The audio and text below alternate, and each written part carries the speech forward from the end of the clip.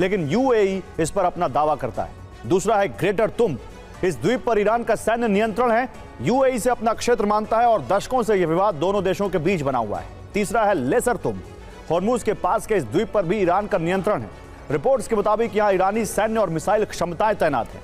चौथा मोर्चा है अराश या दशरा गैस फील्ड, यह विवाद सिर्फ जमीन या द्वीप का नहीं, इस गैस फील्ड को लेकर ईरान, कुवैत और सऊदी अरब के बीच ड्रिलिंग अधिकारों पर मतभेद है। ट्रंप ने दावा किया है कि अमेरिका के भीतर ईंधन की बढ़ती कीमतों के बीच उन्होंने अमेरिकी सेना को एक बेहद गोपनीय ऑपरेशन का आदेश दिया था। ट्रंप का दावा है कि अमेरिकी सेना ने पिछले महीने एक सीक्रेट मिशन चलाया था जिसके जरिए 10 करोड़ बैरल से ज्यादा तेल को सुरक्षित रास्ता दिलाया गया। ट्रंप के मुताबिक अगर अमेरिका ऐसा नहीं करता तो तेल की कीमतें आसमान छू सकती थीं और वैश्विक बाजार में बड़ा संकट पैदा हो जाता। इस सीक्रेट मिशन का मकसद हॉर्मुज स्ट्रेट के रास्ते वैश्विक तेल आपूर्ति को चालू रखना था ताकि अंतर्राष्ट्रीय बाजार में कच्चे तेल की कीमतें $250 प्रति बैरल के डेंजर मार्क को न छू सके।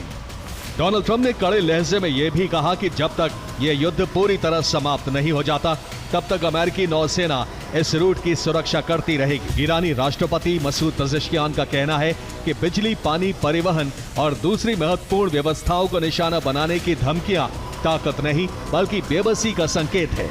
पेजेश्कियान ने कहा कि ईरान दबाव और धमकियों के बावजूद पीछे नहीं हटेगा। तो स्ट्रेट ऑफ हॉर्मुज अब ब्लू बैटल जोन बन चुका है। ईरान ने अमेरिका के कड़े हमलों का जवाब देते हुए ऐलान कर दिया है कि हॉर्मुज अब स्थायी तौर पर बंद है। तेहरान से लेकर ओमान की खाड़ी तक पानी में बारूद सुलग रहा है। अमेरिकी युद्धपोत और तेल टैंकरों पर सीधे हमलों की खबरें आ रही हैं। हालांकि ट्रंप ने ओवल ऑफिस से दावा किया है कि हॉर्मुज पर अमेरिका का कंट्रोल है और एक सीक्रेट मिशन के तहत 10 करोड़ बैरल तेल सुरक्षित निकाला जा चुका है। लेकिन ट्रंप की इस थ्योरी को खारिज करते हुए ईरान के सांसदों ने दावा किया है कि पिछले 40 दिनों की जंग में उन्होंने अपनी समुद्री सीमाएं बढ़ाई थीं और इस बार उनका इरादा जमीनी सीमा का विस्तार करना है। IRGC एरोस्पेस फोर्स के कमांडर माजिद मौसवी ने चेतावनी दी है कि हॉर्मुज को असुरक्षित बनाने की किसी भी कोशिश का जवाब पूरे क्षेत्र में दिया जाएगा। ईरानी संसद की राष्ट्रीय सुरक्षा समिति से जुड़े नेताओं ने भी संकेत दिया है कि अब यह युद्ध केवल पश्चिम एशिया तक सीमित नहीं रह सकता। इसी बीच ओमान के तट के पास एक कमर्शियल तेल टैंकर पर हमले की खबर आई है।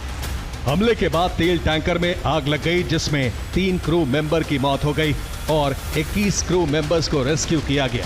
ईरान ने अमेरिकी युद्धपोत पर भी हमले का दावा किया है, लेकिन अमेरिकी सेंट्रल कमांड ने साफ कहा है कि किसी अमेरिकी युद्धपोत पर हमला नहीं हुआ और ईरानी मीडिया में चल रही ऐसी खबरें गलत हैं।